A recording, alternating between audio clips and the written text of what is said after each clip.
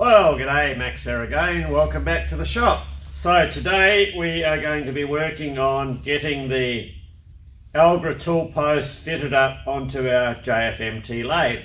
So the other episode we machined up the mounting stud for it. So just to complete the stud, we have 4 holes to drill and counterbore in the rear of it. And we're going to do that in our Bridgeport. So we'll show you the setup. It's quite basic. So we're going to use our rotary table with a chuck on it, and our part will sit down in it. So because Bridgeport has got to be one of the most versatile milling machines on the planet, we've just got our rotary table on the end of the table because I have the vices over there, and just for this little job, so that's all clocked in, and I didn't really want to disturb it. So because we've run out of travel on our table this way, and being a Bridgeport, we can just slacken off the top and crank the whole head and ram assembly around, and then we can bring our table back this way and we'll have plenty of room. So the chuck that I'm using on the rotary table doesn't have any registration features to align it to the table, so I just pulled it down with there's only 2 bolts. I still have to drill it or make another plate for this rotary table, but that's a one-day thing if I ever get round to it. It was actually drilled for my larger rotary table back when we did that spline job. So I've just tapped it around and indicated it in. When I do indicate it in on the rotary table, because you have clearance between your table, the top of your table, and your body, when I can, I'll just twist it with my fingers, and that way I'm only putting a rotary motion on it. It's different. If you start pushing from one way like that and then pulling back, you're going to get a little bit more variation in your reading because your table has clearance on the main casting. It has to, otherwise. And it might have half a thou clearance in there. But I find I get a better result just getting my fingers in the jaws when I can. You can't always do it. And moving it around that way. And our needle's bouncing within half a thou. So we're in a good spot. So I'll get the rest of the head moved around and the table moved back, get our job in. And we haven't had our Blake coax out for a long time, so we might see if we can use that to centralise this. Normally I just use my last word, the old Starrett last word, because I find that's the quickest and easiest way to do it, as this machine, as you know, does not, none of my machines have digital readouts on them, except for Algra, but that's in a sad state, that one. So, but they will one day. Saves a lot of time, but this is we run pre-DRO days in my shop. So we're all tight. We don't need the indicator anymore. So that can go. We'll bring our table back.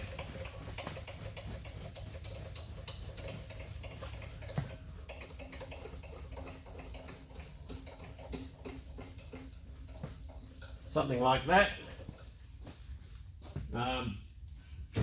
Just brush the crap off the back here. Got those new way covers to go on this machine too.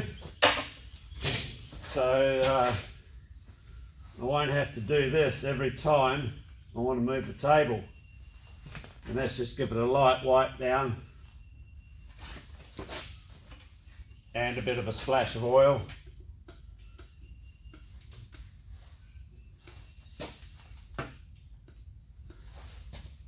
It's got the lube pump on it too, that works well. But yeah, I always throw a bit of extra, doesn't hurt. Okay, so we'll get our head swiveled around. We'll get these lock screws slackened off.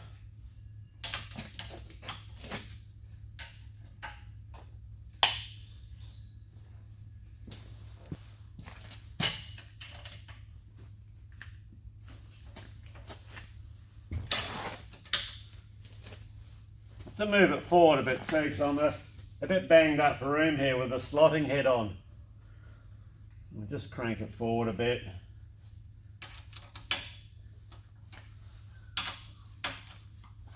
Does make it easier to swivel if it's back more centered, but hopefully this should be alright. Something like that. Nip it back down.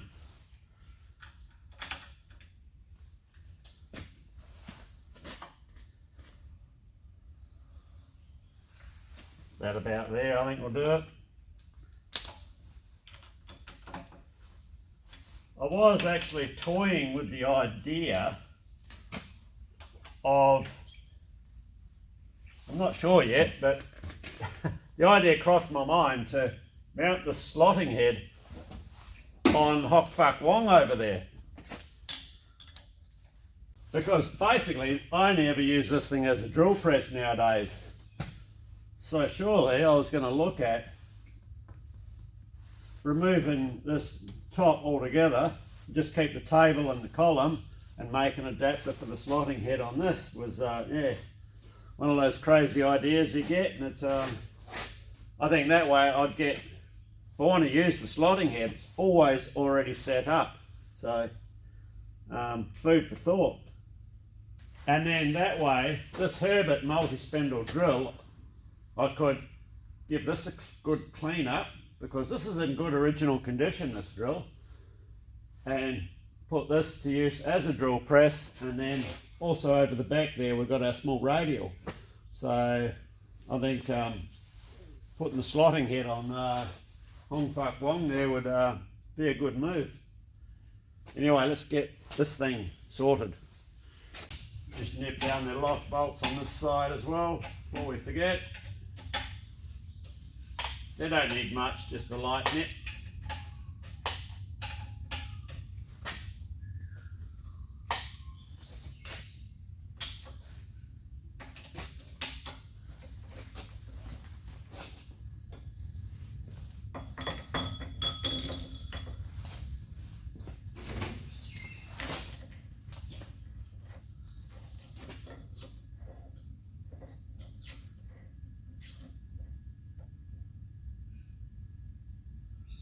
Yeah, that'd have to be, the old Bridgeport would have to be one of the most versatile milling machines on the planet. Re-engage our rotary table.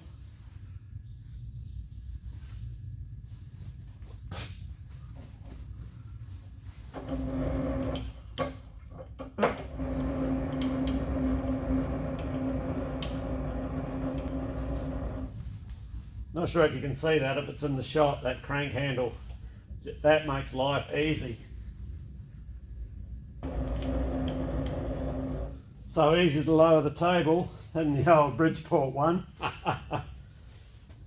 So we'll get this cutter out and we'll get our coax set up in there.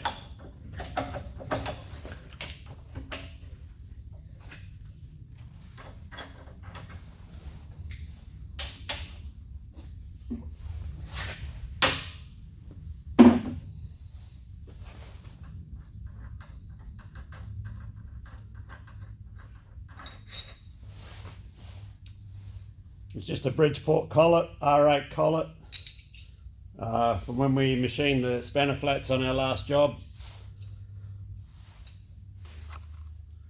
These are these Precision Matthews collets. I found them to be quite good, so the ones that I've used so far, no problems.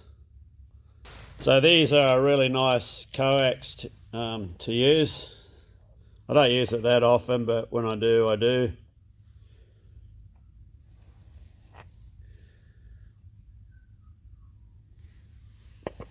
So I'll just pop that in an R8 collet.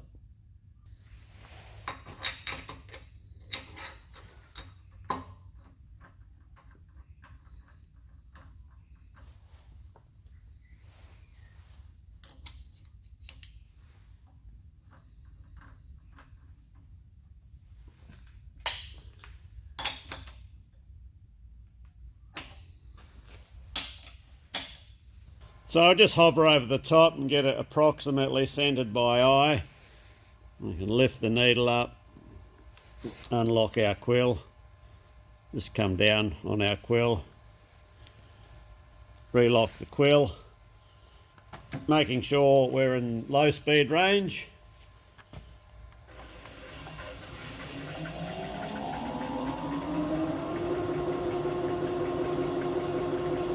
And then adjust our table accordingly till the needle stops moving.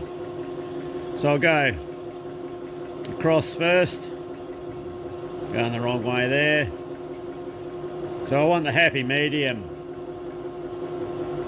I need to go a bit on the table, going the wrong way, bring it back.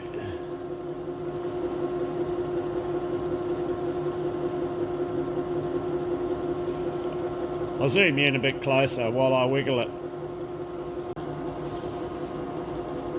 So I'll move the table out too far, move it back in.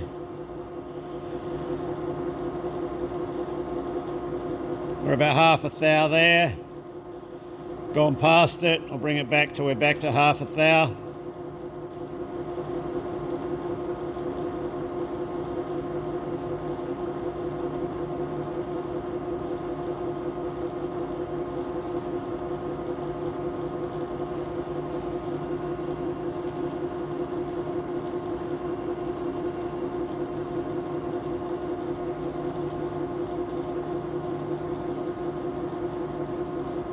There we are.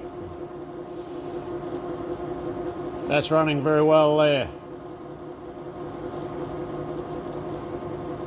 We'll leave that be. So now we are located spot on over centre.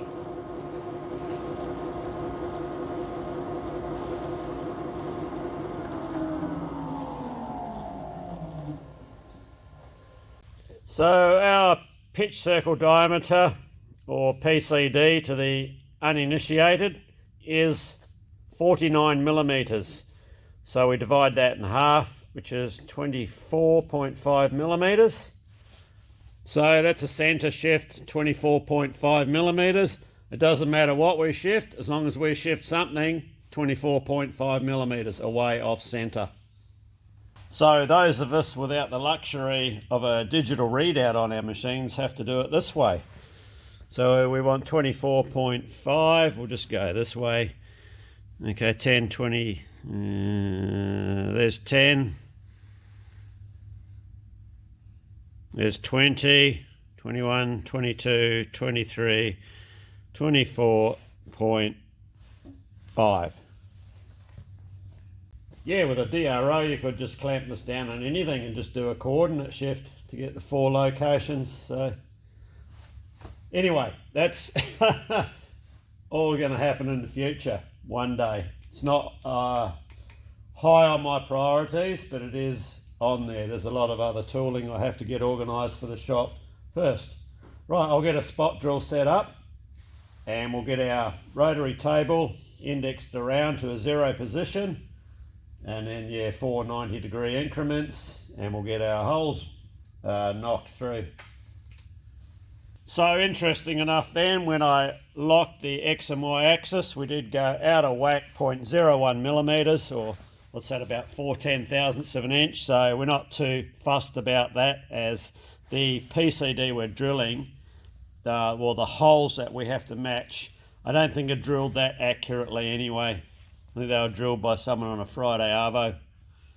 Okay, I'll get a couple of marks on it first, and we'll just double check our distance with a vernier, just to make sure we are where we are supposed to be.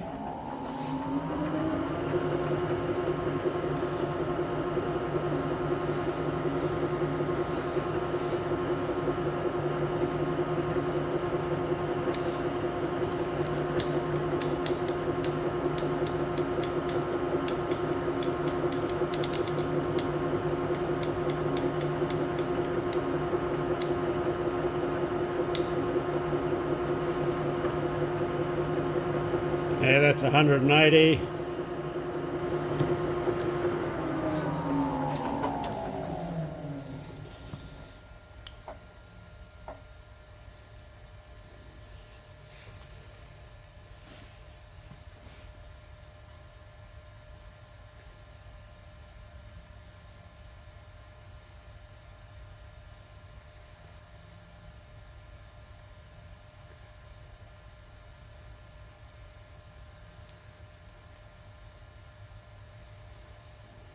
yeah, we're in the realm of where we need to be, so we'll continue on.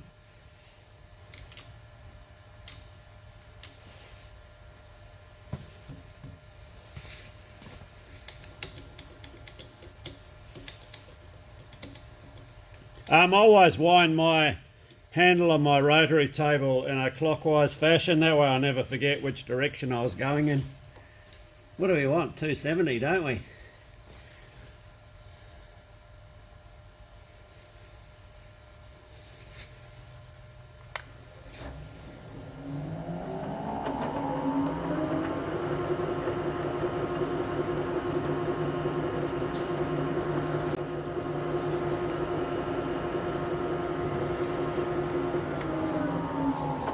Okay, I'll swap our spot drill out and we'll get our hole size drill set up.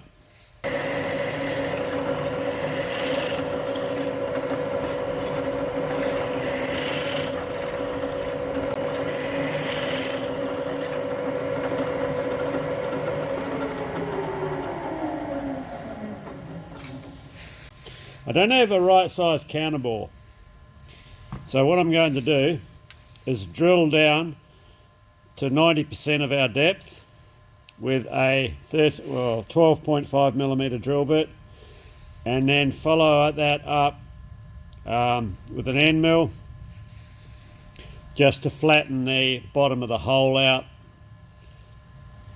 and that should do the job.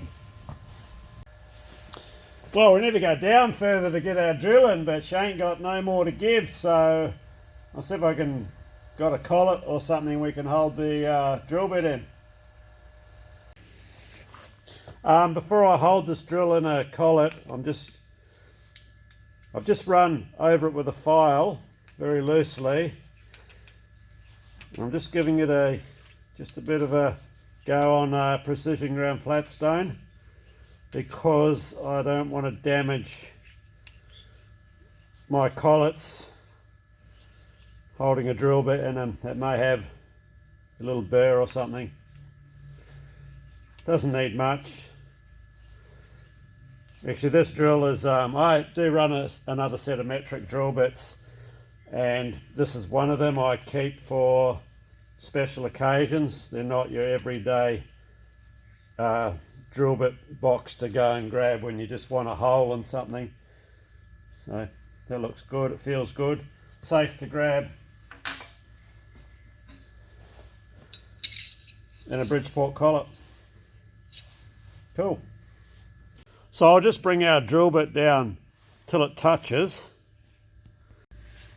and then adjust up our quill stop until head of a random 8mm cap screw just fits in there. That'll put us in a position where the OD of the drill is not quite cutting to full diameter, and the rest, the little bit still to go, we will take that out when we follow up with the end mill to square up the hole. You use an end mill or a slot drill, doesn't matter.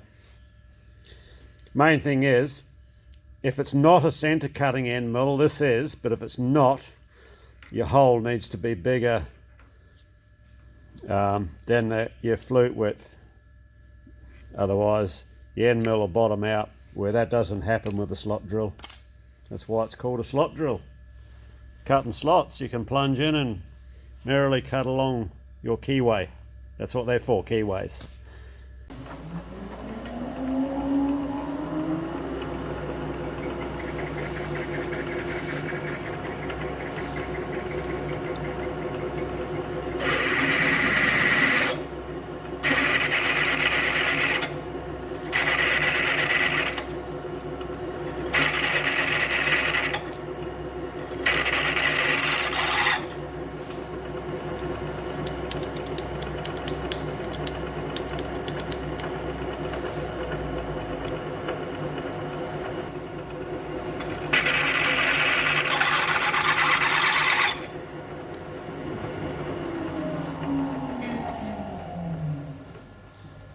Got our end mill set up, so what we can do now, we can come down till we bottom out on our quill stop.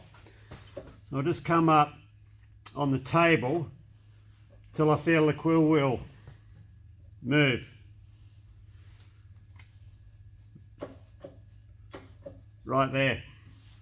So what I can do now is zero out my knee dial and come up our required distance of 8mm.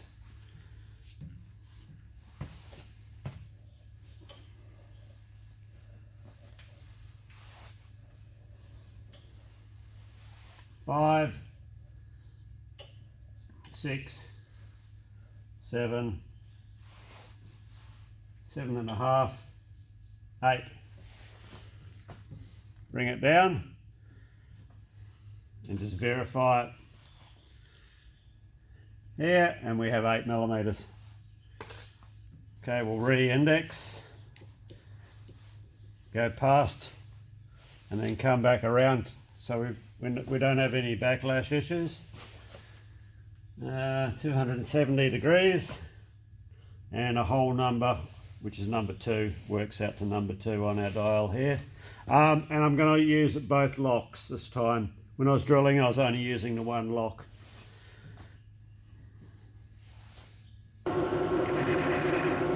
So it's just tickling up the sides of our drilled hole. We're just cutting into the bottom of it now to bring it to full depth.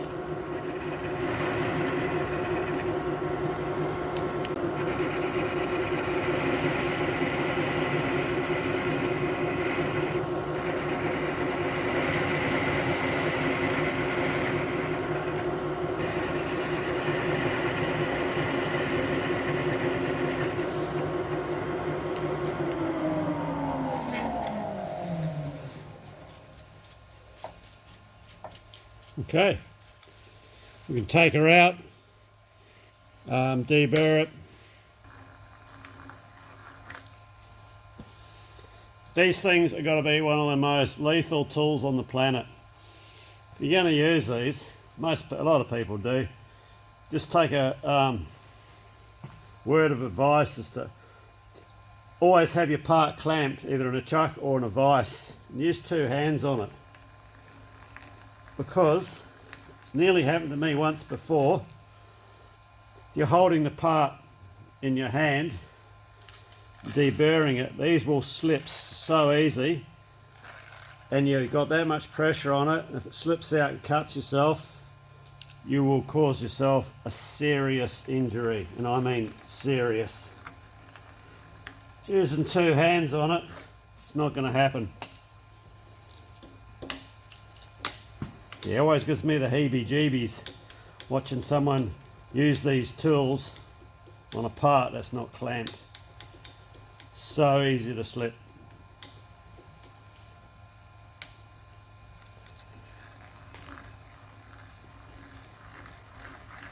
Okay, we're good to go. Just going to give my chuck a bit of a brush down and everything a bit of a wipe down, because I haven't experienced problems with it myself, but other people have mentioned about the staining that anchor lube can leave, and I don't know if that's due to the fact that it's possibly because it's a water-based, I think it's a water-based product. Well, we add water to it to thin it down. So just in the habit of giving things a bit of a wipe down after using the stuff.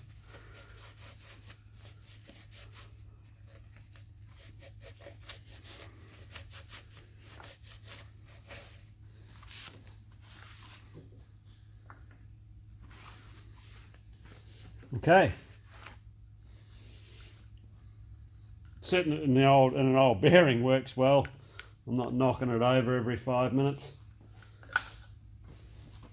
And see, look, there's staining on the side here. Now, I don't know if that's due to anchor lube or I can't remember.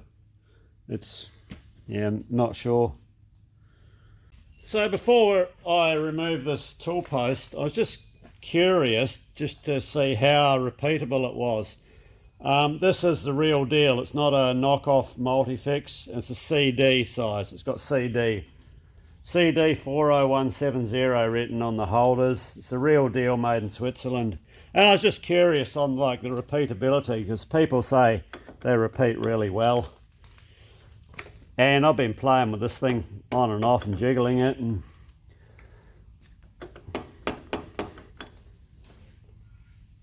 and it's easily well, it's sub quarter of a thou. I'm getting the variation, so generally it comes up smack on. No, we got half a thou there. Loosen it, tighten it, it's come back to quarter of a thou. So generally sub quarter of a thou. Now that's actually pretty good, really. And the other thing someone pointed out the other day in comments, which was, and I do not know if it makes any difference or not, when I've been tightening, putting my holders in and tightening it down, because I tighten, you know, I've just been naturally pulling the spanner towards me. And someone pointed out in comments that with a multi-fix, you're supposed to actually push it away from you. So that's just something, must be, this is something to do with the way the cam operates in there. I don't know, as I haven't had a great deal. I have very limited experience with these tool holders. I've only ever used them once on one other lathe many years ago. But I don't know the answer to that one. So, but yeah, one guy reckons the correct way to tighten them is you push the spanner away from them, and that was according to Multifix. So there you go. So off with it. It's going. It's too big and cumbersome, and I prefer the 4 adjuster screws for the multiple types of tooling that I run.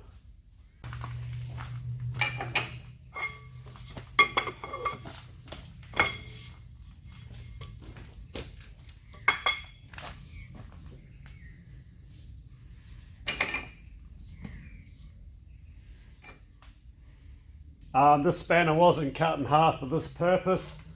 It was cut in half because I needed the other end of it. On a 336D Caterpillar excavator, the hoses that go to the remote engine oil filter, when you have to change those hoses, it makes it really easy if you've got a 2-inch spanner that's cut in half as you're jammed up between the side of the engine and a separation wall, which has got the hydraulic valves on the other side.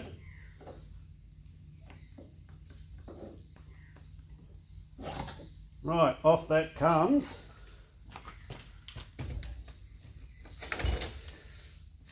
And wipe this down. Okay, so I'll just remove our compound slide. Just a matter of undoing the 2 screws at the back, winding the screw out, and then I can slip the whole thing out. Just these 2, yeah. A couple of socket head cap screws.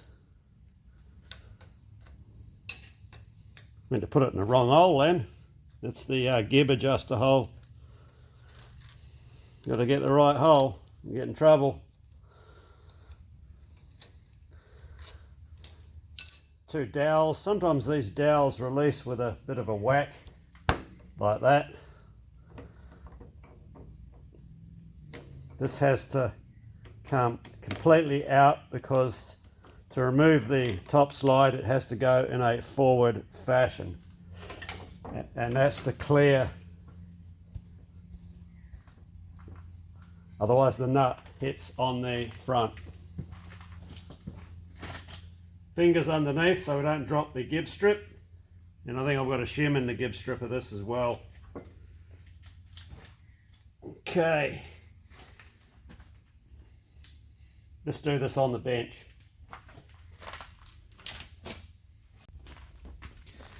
So we just got 4 cap screws underneath. So I don't know where or what I'm going to do with that multi-fix yet. It may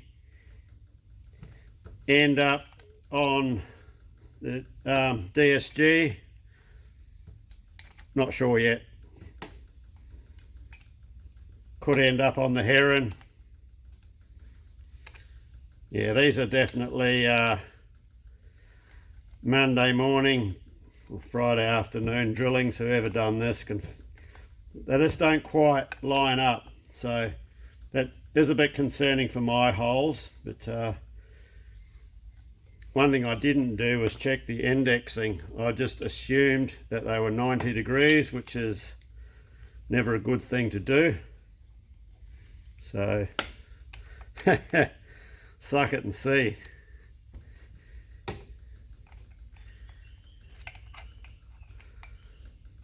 I know for a fact that the pitch circle diameter of this tool post stud is a little bit out from the pitch circle diameter of the holes, the drillings. So hence, and the drillings are probably a bit off, so hence one of these screws has had the head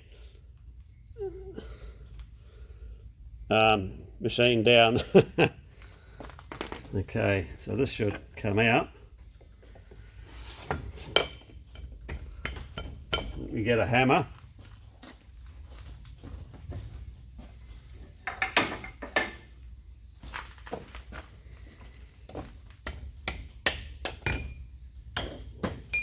Out with the old. A bit of wipe out.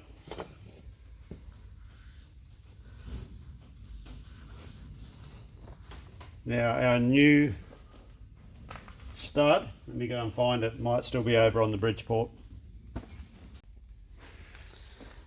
Okay, so if I drop in our one this way around,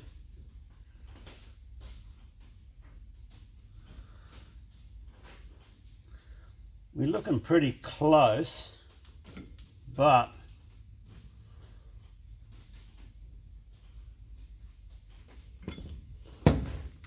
I think it might actually be the holes in here that are out. We may have to open ours up.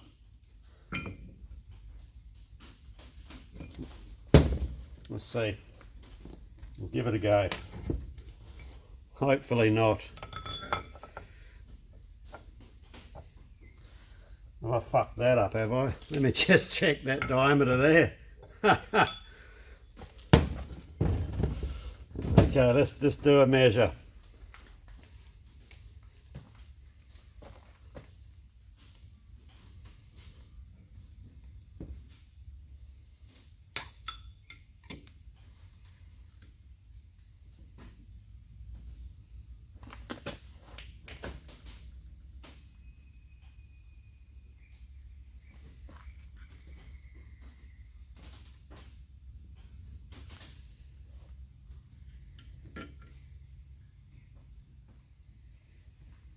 There's a lip right on the start of this hole.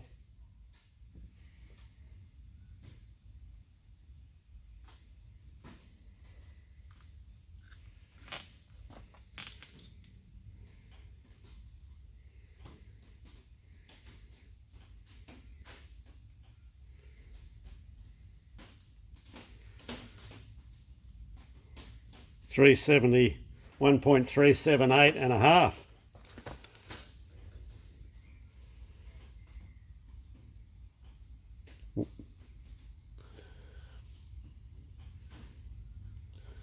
Um, 1.377 and a half, so we've got a thousandth of an inch clearance. Let's try it the other way. There's a bit of a burr on there. Okay, this should fit, but there's a burr right there, and just around the edge of this hole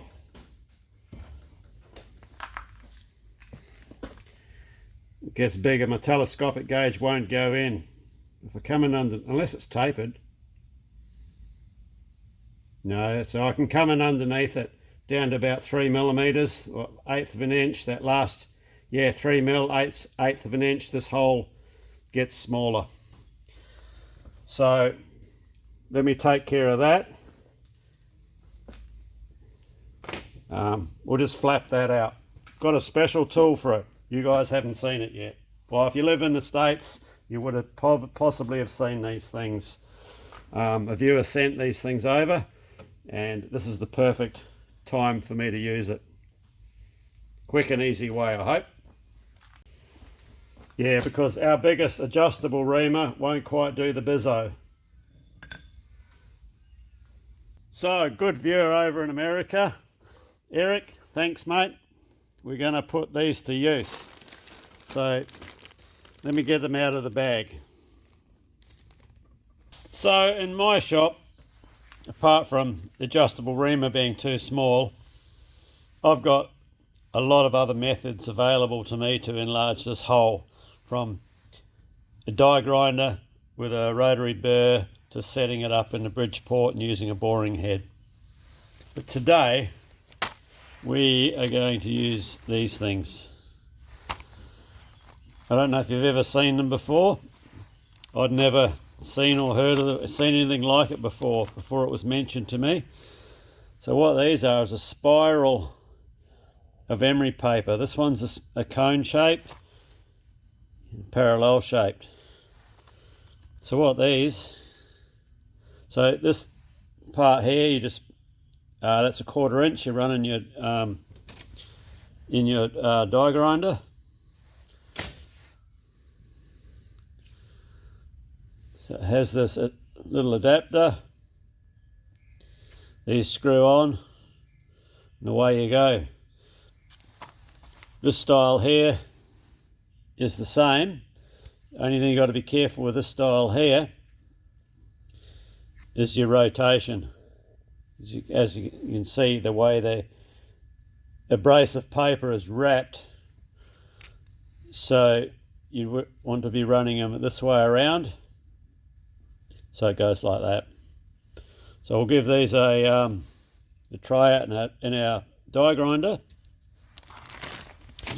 So I'm just going to mask off some of these areas, just so we don't have as much cleanup, and I don't want any grit going down into my oil holes and, you know, getting stuck in under here and that. So I'll give it a good wipe down.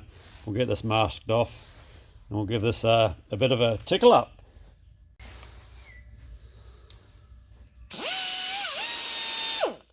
All right, we'll give them a go. So I'll try the cone shaped one first. We'll tackle this burr on the front here. Let's get you in a bit closer. It's just in here, and then we'll just give it a quick whiz around the outside, around the perimeter at the start. Compressor will probably want to keep cutting in, so it is what it is.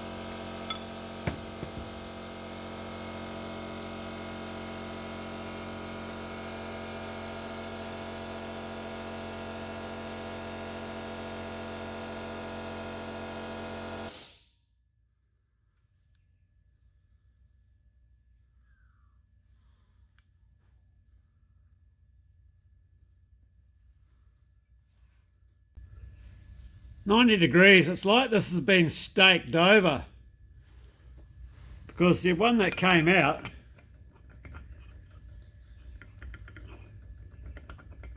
it's quite a loose fit.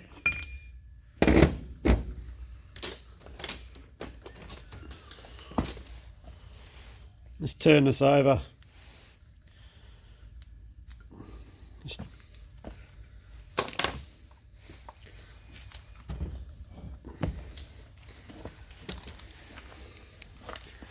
Yeah.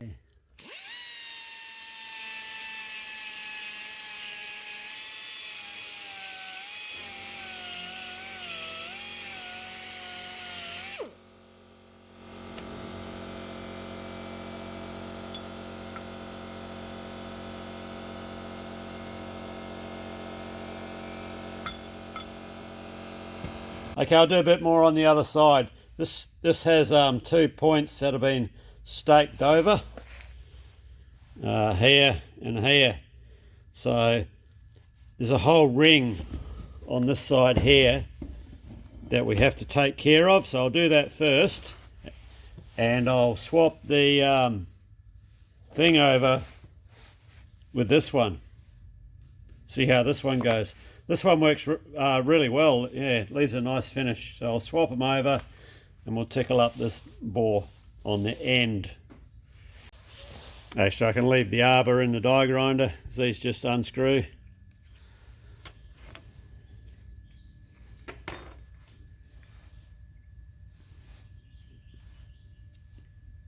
The tapered thread locks them in, and this parallel section at the ends, just a guide, you know, a support.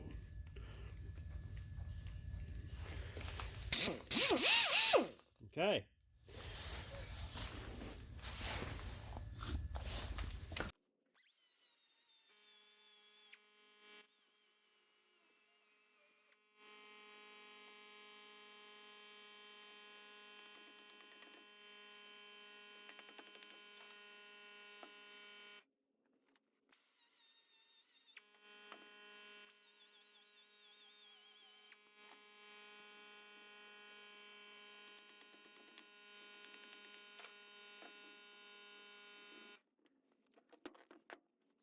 Okay, well that all worked out rather well.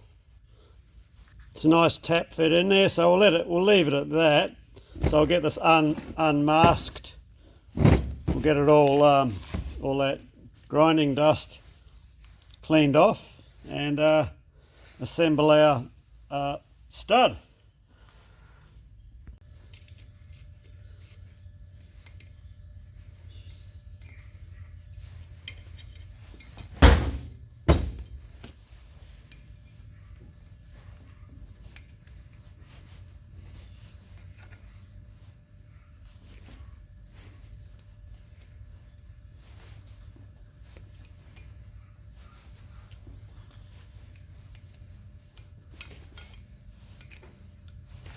That's home.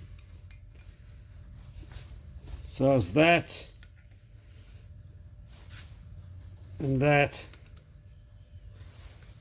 and that. Okay. And we're below the surface, which we need. So what's supposed to happen now is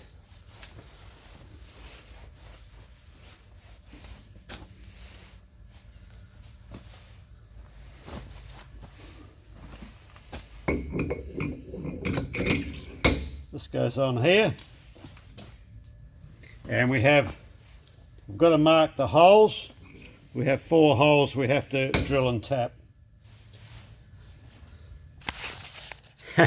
Someone suggested in comments to use Google Translate, so I took some photos. Like I took a photo of this page here, and bugger me days, check this out. Google translates it. Well, okay, I just went to slip my phone, which I do my recording on my camera mount, and it broke. So that's another repair. So we'll probably have to see how we go. Might be a bit of handheld going on. So thanks to Google Translate, a few things have come to light. So with our stud in place, we drop the main, or the swivel, this part over. Now, where I thought we had to drill and tap into our compound to mount, I just thought it was 4 cap screws going to lock this in position. Apparently, it's a couple of dowel pins, which didn't come with the tool post, as although it is a brand new tool post, it's probably been around the world a couple of times and unpacked and looked at. Who knows? I don't know the history of it. All I know is where it came from, and that was courtesy of Curtis and Karen from Cutting Edge Engineering over in Queensland. So thanks to those guys for that. Now, yes, so there's some dowel pins. So these are supposed to be drilled and doweled down. In the interim, to get this in the right position, there's a nut.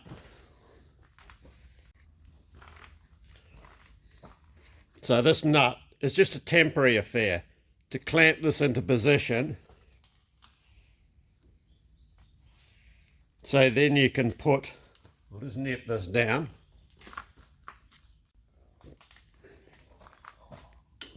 And just nip that. Then we can set our tool post over the top.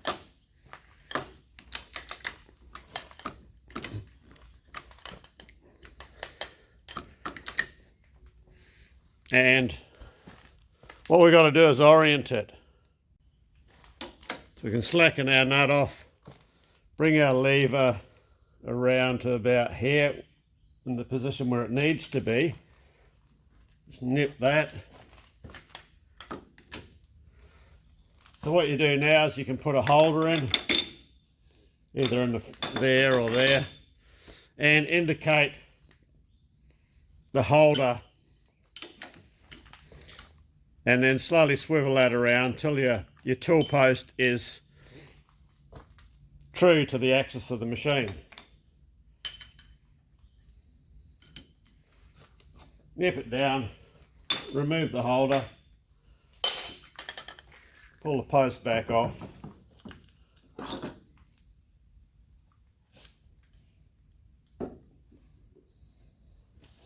and drill through and insert the dowels. Fine. But looking at the underside of the tool post, we have these 2 dowels. Okay, this is the ratchet for when you're slackening the tool post off, so it locates in the right position. So between these 2 dowels and all of these divisions around here, I thought it would lock in any one of these divisions, but these dowels prevent that. They will only drop into position on these holes here. So that only gives the tool post a 45-degree incremental shift, which is not really what I want. I want to be able to put this thing reasonably anywhere. So in the instructions, where originally I thought this was just held down with cap screws. So in the instructions, it's doweled and you knock the dowels down to subsurface to this counterboard area down here, is what I can gather from the instructions. They are quite vague in that area. So because of these dowels limit the movement, I need to get rid of them and try it in these other locations. However, I thought they'd be easy to pull out, and they're not. They are in there. So I tried this jacking screw holes on this ring as well, and nothing's moving. So it looks like when I get time, I'm going to have to disassemble this tool post, and what I want to do is remove these dowels and see how we go just running off these serrations here. So until I get such time where I've got some free time to be able to do that in the interim,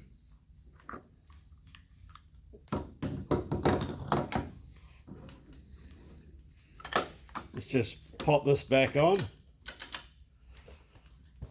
We'll get rid of our temporary nut. This nut here is the proper nut.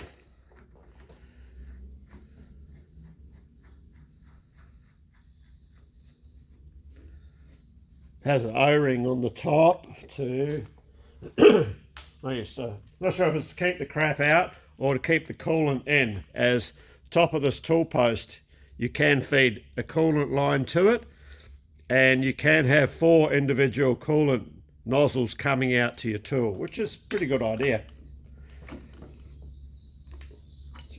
So we'll get it re-oriented.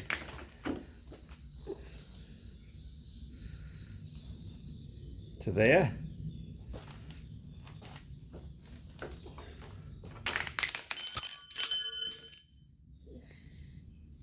That's what happens with cheap Chinese crap sockets. And in the interim, what I'm going to do, because now this puts me in a position now where I've got a good workable tool post. Or you can just do the 45 or back to 90. 45, 90. It's a really nice tool post too. So it's a shame about that other scenario. Yeah, so in the interim, I'm just going to clamp it down tight with this bar. That gives me I can then adjust it to anywhere I want, which is what I want.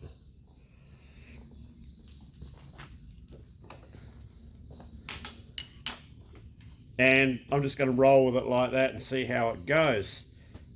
So if I have any concerns, might be doing some heavy work or whatever, that this may shift, what I can do as a temporary fix is drop a tool holder in, and I can come down and put an anti-rotation feature in here. Just something that clamps in as an interim fix to the problem until such time as I can strip this tool post down and get those dowels removed, and we can see then how it's going to go just on those all those other ring of serrations.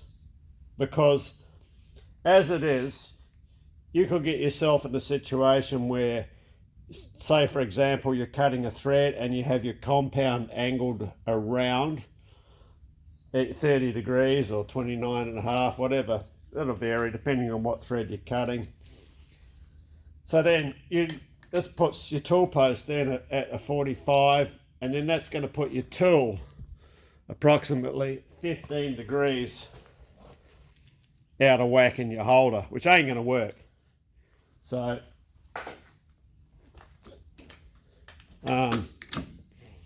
yeah, I've got no option but to be able to loosen this top nut and not, move the tool post where I want it and not dowel at this stage the center post.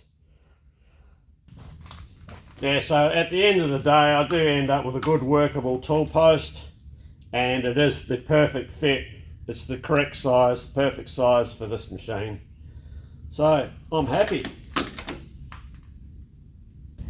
Yeah, so we'll bring this one to a close here. So obviously, yes, this will be revisited. It's probably something I'll do over the Christmas period, as I've just got too much on at the moment.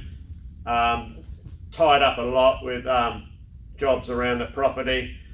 We're started spring now, and I've got a lot of mowing and things like that. As soon as I finish mowing the lawns, basically I've got to start again. That's how quick the grass is growing, and we need to keep it nice and short so we don't have an issue around, we've got to minimise the issue around the property as regards to snakes. So anyway, yes, so we'll revisit this. I'll do it over Christmas, and that will allow me to catch up with some other jobs. So anyway, cheers, thanks for watching, and we'll see you, or you'll see me in the next video.